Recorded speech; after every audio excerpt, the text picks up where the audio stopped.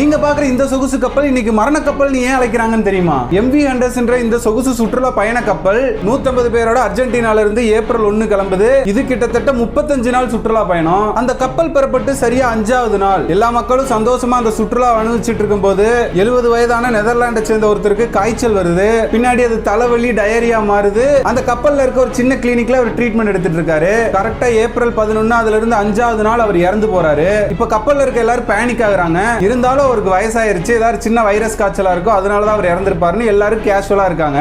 அந்த பாடி அந்த கப்பல்ல இருக்க மாதிரியே 13 நாட்கள் இவங்க பயணிச்சிருக்காங்க.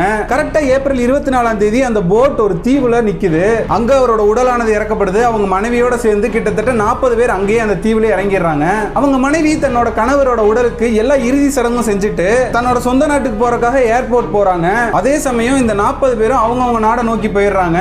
வெறும் 110 பேரோட அந்த போட் அந்த பயணத்தை திருப்பி ஆரம்பிக்குது. அந்த இறந்தவரோட மனைவி தன்னோட சொந்த நாட்டுக்கு போகணுன்றக்காக விமான நிலையம் போறாங்க.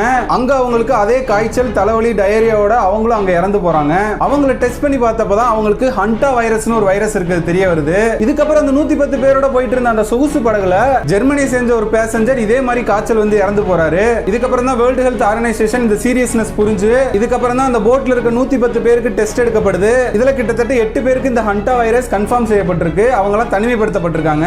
இது இல்லாம அந்த தீவுல இறங்கின 40 பேர் அவங்க சொந்த நாட்டை நோக்கி போயிட்டாங்க. அங்க இவங்களால அந்த வைரஸ் பரவறதுக்கான வாய்ப்பும் ஜாஸ்தியா இருக்கு. அது மட்டும் இல்லாம இந்தியாவை சேர்ந்த 2 பேர் அந்த படகுல இருந்திருக்காங்க. அவங்க இன்னும் வேர்ல்ட் ஹெல்த் ஆர்கனைசேஷனால அப்சர்வேஷன்ல வைக்கப்பட்டிருக்காங்க. இதுல முக்கியமான விஷயம்னா ஹண்டா வைரஸ் மேக்ஸிமம் பரவாது. ஆனா இந்த வேரியன்ட் வைரஸ் வந்து மனுஷன் இருந்து மனுஷன் பரவறனால இது அடுத்த பேண்டமிக்கா மாறுறதுக்கு நிறைய வாய்ப்பு இருக்கு. இப்போ வரைக்கும் இந்தியா வந்து சேஃப்னு சொன்னாலும் எப்ப வேணா இது பரவ ஆரம்பிக்கலாம்ன்ற பயத்துல இருக்காங்க. ஏன்னா இதுக்கான மருந்தே இல்ல. இந்த சம்பவத்தை பத்தி நீங்க என்ன நினைக்கிறீங்க அப்படின்றத கமெண்ட்ஸ்ல சொல்லுங்க. Okay, Tata, bye bye. நான் உங்க அசோக், அண்ட் இது உங்க அசோக் பாயிண்ட் ஆஃப் வியூ.